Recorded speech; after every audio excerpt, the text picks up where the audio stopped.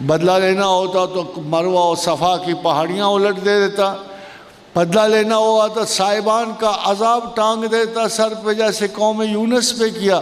مگر دونوں موقعوں پہ پتہ لگا کہ خدا کا کوئی واسطہ بدلہ لینے سے نہیں، ہر وقت کشادہ دست و بازو پھیلائے ہوئے اپنے بندوں کے انتظار میں رہتا، ہر وقت ان کی آرزو کرتا ہے، ہر وقت خیال کرتا ہے کہ کوئی بھولا بھٹکا بھی آ جائے تو اسے میں اپنے دامن رحمت میں سمیٹ لوں۔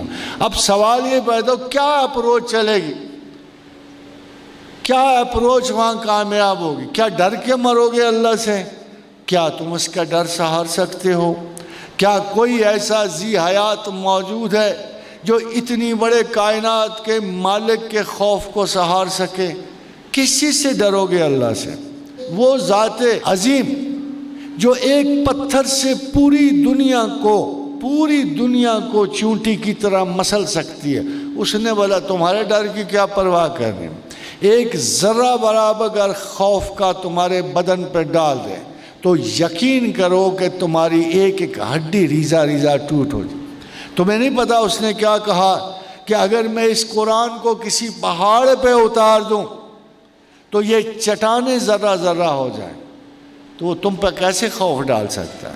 تم اس قابل ہو کہ خوف سہار سکو؟ ہم تو اپنے سے ایک درجہ بلند آدمی کا خوف نہیں سہ سکتے۔ تو خواتین و حضرات، ہمیں سوچنا ہے کہ خدا کس خوف کی بات کرتا ہے۔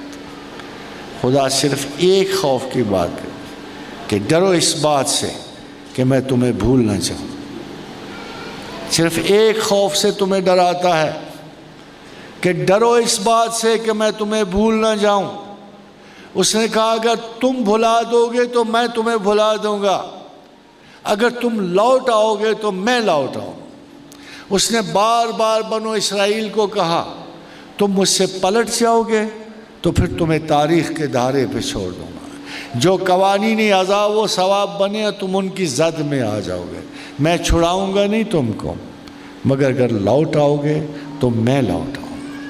تو اگر کوئی تقوی ہے، اگر کوئی کسی قسم کا خوف خدا ہے تو صرف اس کی ایک ہی قسم ہے کہ ان کاموں سے ڈرو جس سے تم خدا سے دور نہ ہو جاؤ، اس کام سے ڈرو جس سے اللہ تمہیں بھلا نہ دے، اس کام سے ڈرو جس کی وجہ سے تم پر نسیان نہ طاری ہو جائے اور تم خدا کو سرے سے غفلت میں نہ چلے جاؤ۔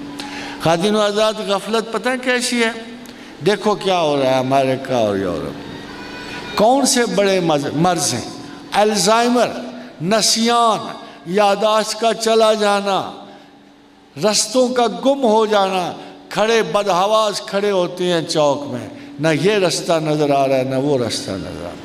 تو یہ خواتین و حضرات ضروری ہے کہ تقوی کا صحیح مطلب سمجھا جائے۔ یہ وہ بیلنس ہے کہ جس میں انسان ایک مکمل جد و جہد کر رہا ہوتا ہے کہ ہم کوئی ایسا کام نہ کریں، حدود اللہ میں تغیر نہ کریں کہ جس سے ایسا نہ ہو کہ خدا ہمیں مطلقاً قانون کے حوالے کر، تم اس کے خود حوالے ہو۔ اللہ خود نظر رکھتا ہے اپنے بندوں پر، جب تم اس کی نظر سے اوجل ہو جاؤ گے تو تم قوانین فطرت کے جو اس نے بنائے حوالے ہو جائیں۔ رسول اکرم صلی اللہ علیہ وسلم کا ارشاد گرامی ہے کہ اس بکری کی طرح نہ ہو جاؤ جو ریوڑ کے کنارے کنارے چلتی ہے، وہ یہ نہ ہو کہ بہک جائے اور بھیڑیا اس کی طاق میں ہوتا ہے اور اسے اچک کے لے جاتا۔ Approach to God is not fear. Again and again, remember this thing. Approach to God is not fear. Approach to God is only one, and that is love God as much as you can, as much as you wish. مگر محبت خداوند کے لیے آپ کو حواس خمسہ سے ذرا آگے جانا ہوتا ہے۔ وہ ہاتھوں میں نہیں آئے گا، وہ ذائقے میں نہیں آئے گا، وہ سونگا نہیں جا سکتا۔ سینشینٹ بینگ حواس خمسہ رکھتا ہے۔ ہم چیزوں کی محبت میں اس لیے مبتلا ہوتے ہیں کہ ہم چیزوں کو چھو سکتے ہیں، سونگ سکتے ہیں، مس کر سکتے ہیں، مگر اللہ ان چیزوں میں نہیں آتا۔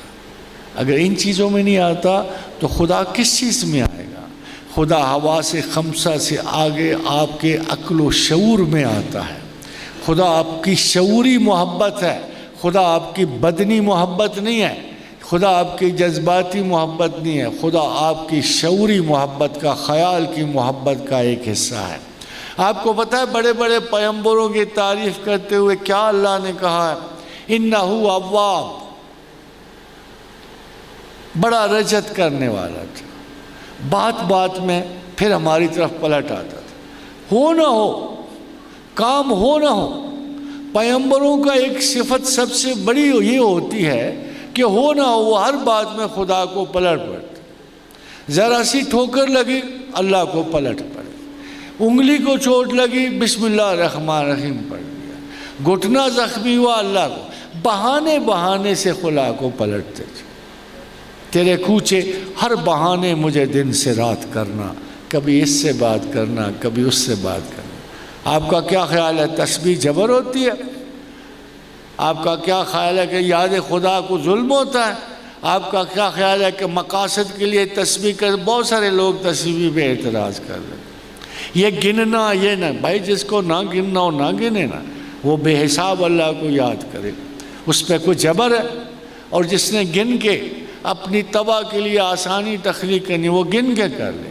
دونوں صورتوں میں تسبیح پہ تو کوئی اعتراض نہیں آتا۔